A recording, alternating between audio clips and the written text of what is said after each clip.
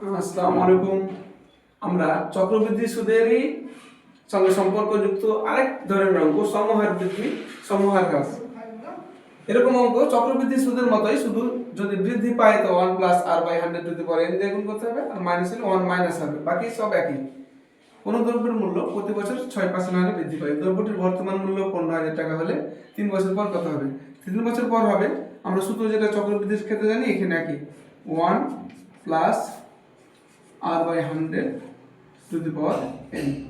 এখানে p এর মান আমরা কত পেয়েছি? 15,000 টাকা into 1 plus 6 by 100 to the power n মানে 3। 15,000 into 106 by 100 into 106 by 100 into 106 by 100। 1 2 3 1 2 3 কেটে গেল, 3 পাচ্ছে 15, 5 দুগুণা 10, 2 কে 2, 53 দুগুণা 106।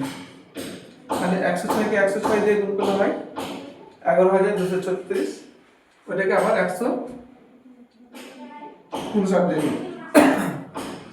আমরা গুণ করলে পাবো 17, 86, 524 কত টাকা পাবো। এবার নিচে যেহেতু একের পরে দুটো শূন্য আছে, ডান দিক থেকে 2 ঘর দশমিক এগিয়ে দেবো, তাহলে কত? 17,865 টাকা 24 পয়সা।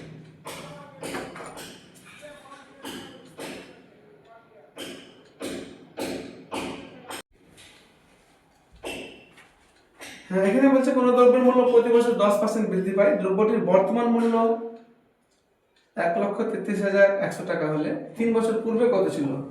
3 বছর পূর্বে যখন ছিল তখন আমরা শুধু কি করব, উপরে এই বর্তমান মূল্য p যেটা আছে, আর নিচে হচ্ছে 1 plus r by 100 to the power n। এভাবে করলে আমরা উত্তরটা পেয়ে নেব।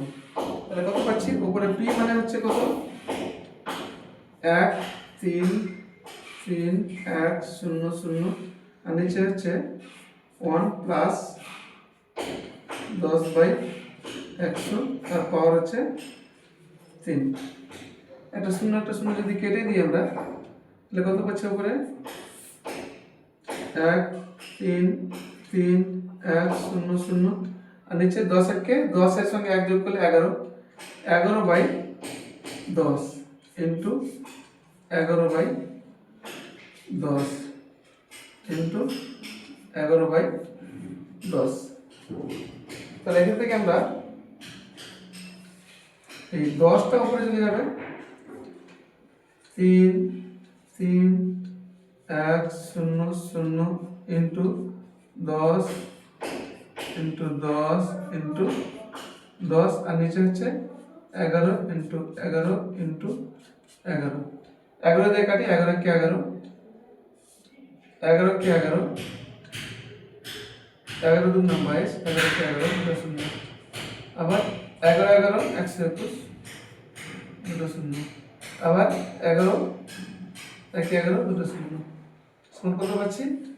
100, তারপরে কত? 1 2 3 1 2 3 1 লক্ষ টাকা। তাহলে আমরা যদি কত ছিল বলে, তাহলে আমরা পিটাকে উপরে রাখবো, আর নিচে 1 plus r by 100 to the power n।